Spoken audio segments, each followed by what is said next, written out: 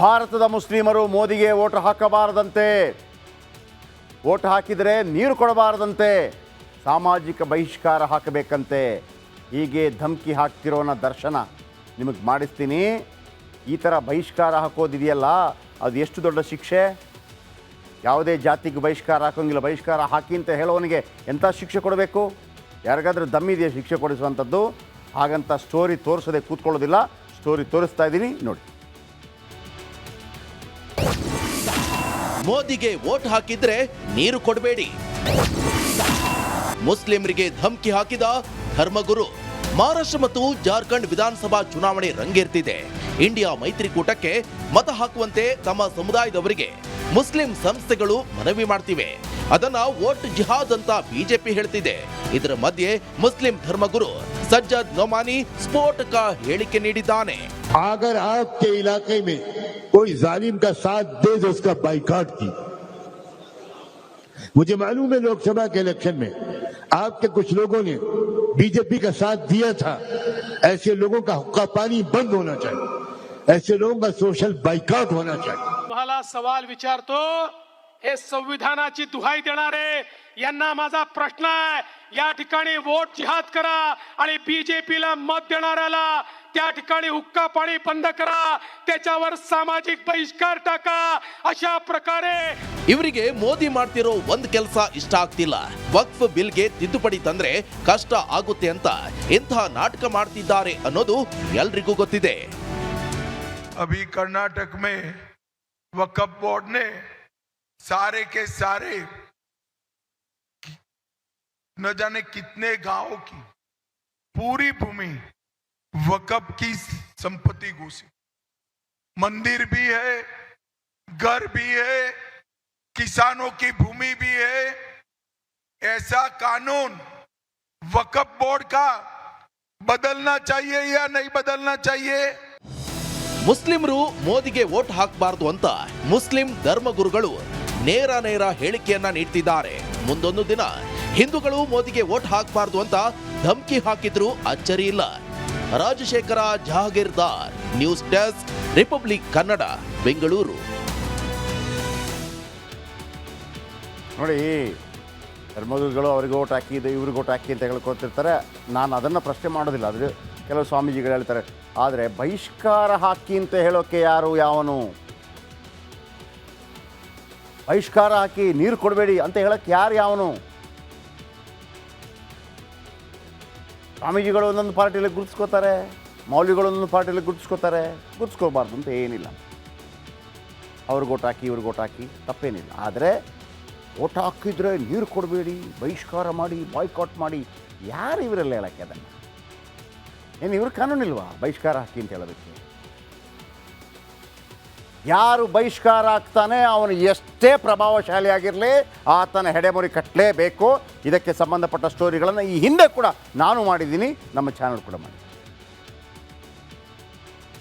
ಬಹಿಷ್ಕಾರ ಹಾಕೋದಂದ್ರೇನ್ರಿ? ಬಹಿಷ್ಕಾರ ಹಾಕೋದಂದ್ರೇನು?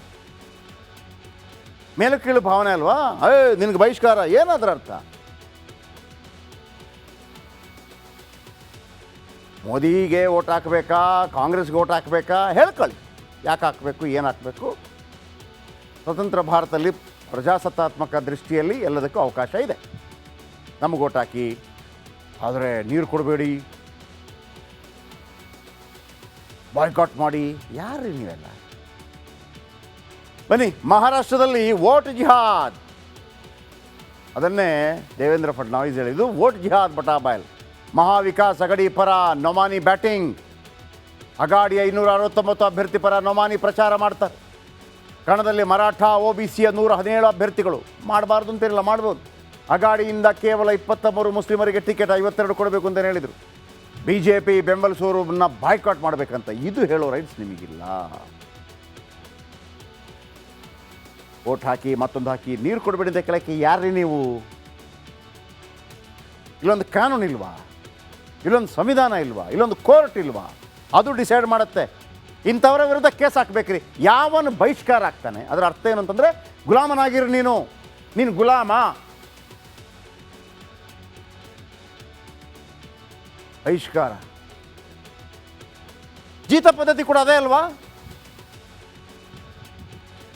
ಜೀತ ಪದ್ಧತಿ ಒಂದು ಸಾಮಾಜಿಕ ಪಿಡುಗು, ಮಲ ಹೊರೋದು ಒಂದು ಸಾಮಾಜಿಕ ಪಿಡುಗು, ಬಹಿಷ್ಕಾರ ಹಾಕೋದು ಕೂಡ ಅಷ್ಟೇ ಪ್ರಭಾವಶಾಲಿಯಾಗಿರುವಂಥ ಒಂದು ಸಾಮಾಜಿಕ ಪಿಡುಗು. ಅಂಥವರಿಗೆ ಶಿಕ್ಷೆ ಆಗಲೇಬೇಕು. ನೀವು ಯಾವ ಪಾರ್ಟಿಗೆ ಓಟ್ ಹಾಕಿಸ್ಕೊಳ್ಳಿ, ಯಾವ ಪಾರ್ಟಿ ಪರ ಪ್ರಚಾರ ಮಾಡಿ, ಆದರೆ ಒಬ್ಬನನ್ನು ಜೀತದಾಳುಗಳ ಥರ ಬಳಸ್ಕೊಳ್ಳೋದಕ್ಕೆ ಎಂಥ ದೊಣ್ಣೆ ನಾಯಕನಿಗೂ ರೈಟ್ಸ್ ಇಲ್ಲ. ಲೋಕ ಎಲೆಕ್ಷನಲ್ಲಿ BJPಗೆ ಕೆಲ ಮುಸ್ಲಿಮರು ಮತ ಹಾಕಿದ್ದಾರಂತೆ. BJPಗೆ ಓಟ್ ಹಾಕಿದವರಿಗೆ ನೀರು ಕೊಡಬಾರ್ದಂತೆ. BJPಗೆ ಓಟ್ ಹಾಕಿದರೆ ಬಹಿಷ್ಕಾರ ಹಾಕ್ಬೇಕು. ಯಾರೇ ನೀವೆಲ್ಲ? BJPಗೆ ಬೆಂಬಲಿಸೋರಿಗೆ ಸಲಾಂ ಕೂಡ ಮಾಡಬಾರ್ದಂತೆ. ಎಡ ಎಡ ಎಡ ಎಡ ಬಹಿಷ್ಕಾರ ನೋಡಿ, ರಾಷ್ಟ್ರೀಯ. ಓಕೆ, ನೆಕ್ಸ್ಟ್ ಅಂತ ದೂರ್ತಾ ಇದ್ದಾರೋ ಅಥವಾ 100 ಕೋಟಿಗೆ ನಾನು ರೆಡಿ ಇದ್ದೀನಿ ಅಂತೇಳಿ ಆಫರ್ ಕೊಡ್ತಾ ಇದ್ದಾರೋ ಅನ್ನುವಂಥ ಅನುಮಾನ ಶುರುವಾಗಿದೆ. ಯಾಕೆ ಈ ಬಗ್ಗೆ ಹೇಳ್ತಾ ಇದ್ದೀನಿ ಅಂತಂದರೆ ಈ ಸ್ಟೋರಿ ನೋಡಿ.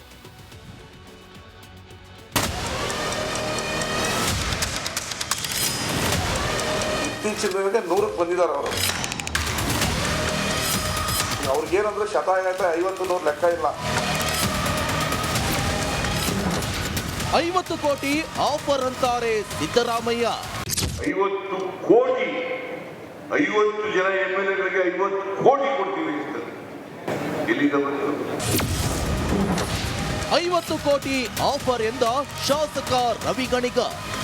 ಬಿಜೆಪಿ ಮತ್ತು ಜನತಾದಳದವರ ಆಫರ್ಗೆ ನಮ್ಮ ಶಾಸಕರು ಬಲೆ ಬೀಳಲ್ಲ. ಹಿರಿಯಣ್ಣಂಚಾಳಿ ಮನೆ ಮಂದಿಗೆಲ್ಲ ಅನ್ನೋ ಮಾತು ರಾಜ್ಯ ಕಾಂಗ್ರೆಸ್ ನಾಯಕರಿಗೆ ಸರಿಯಾಗಿಯೇ ಅನ್ವಯವಾಗ್ತಿದೆ. ಸಿಎಂ ಸಿದ್ದರಾಮಯ್ಯ ಕೆರಳಿ ಕೆಂಡವಾಗಿ ಬಿಜೆಪಿ ನಾಯಕರು ಕಾಂಗ್ರೆಸ್ ಶಾಸಕರಿಗೆ ತಲಾ 50 ಕೋಟಿ ಆಫರ್ ಮಾಡಿದ್ದಾರೆ ಎಂದ್ರು. ಆದರೆ ಮಂಡ್ಯ ಶಾಸಕ ರವಿ ಗಣಿಗ ಒಂದು ಹೆಜ್ಜೆ ಮುಂದೆ ಹೋಗಿ 100 ಕೋಟಿ ಆಫರ್ ಮಾಡ್ತಿದ್ದಾರೆ ಎಂದ್ರು. ಬಿಜೆಪಿ ಮತ್ತು ಜನತಾದಳದವರ ಆಫರ್ಗೆ ನಮ್ಮ ಶಾಸಕರು ಬಲೆ ಬೀಳಲ್ಲ.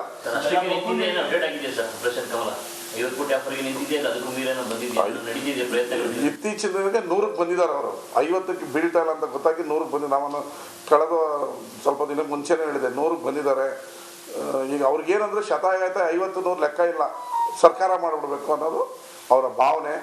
ಇದು ಯಾವುದಕ್ಕೂ ನಮ್ಮ ಶಾಸಕರು ಬೀಳಲ್ಲ. ಸಿದ್ದರಾಮಯ್ಯ ರವಿ ಗಣಿಗ ಆರೋಪ ಸುಳ್ಳೇ ಸುಳ್ಳು. ಸಿಎಂ ಆಪರೇಷನ್ ಬಾಂಬ್ ಸಿಡಿಸ್ತಾ ಇದ್ದಂತೆಯೇ ಕೆಲ ಶಾಸಕರ ಹೆಸರು ಮುನ್ನೆಲೆಗೆ ಬಂದಿತ್ತು. ಆದರೆ ಅಷ್ಟು ಶಾಸಕರು ಆಫರ್ ಬಂದೇ ಇಲ್ಲ ಅಂತಿದ್ದಾರೆ. ನಮಗೆ ಯಾವುದೇ ದುಡ್ಡಿನ ಆಮಿಷ ಬಂದಿಲ್ಲ. ಆಸ್ ಪರ್ ಹುಟ್ಟಿದವ್ರಿಗೆ ಅವ್ರು ಬಂದಿದ್ದು ನಮಗೆ ಐಡಿಯಾ ಇಲ್ಲ. ಮತ್ತು ದುಡ್ಡಿಗೆ ಆಮಿಷಕ್ಕೆ ಒಳಪಟ್ಟು ಹೋಗುವಂಥ ವ್ಯಕ್ತಿನೂ ಅಲ್ಲ. ನನಗೆ ಆ ರೀತಿಯ ಸಂಪರ್ಕವನ್ನು ಯಾರೂ ಮಾಡಿಲ್ಲ. ನಾನೊಬ್ಬ ಕಾಂಗ್ರೆಸ್ ಪಕ್ಷದ ನಿಷ್ಠಾವಂತ ಶಾಸಕ.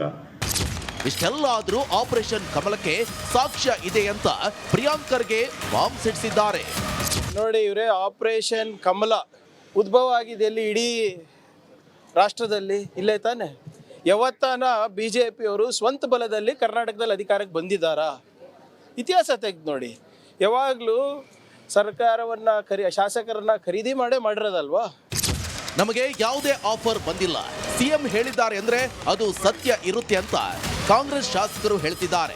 ಆದ್ರೆ ರವಿ ಗಣಿಗ ಆಪರೇಷನ್ ಕಮಲಕ್ಕೆ ಸಾಕ್ಷ್ಯ ಕೊಟ್ರೆ ಗೊಂದಲಗಳೆಲ್ಲ ನಿವಾರಣೆ ಆಗುತ್ತೆ. Bureau report, republic Kannada.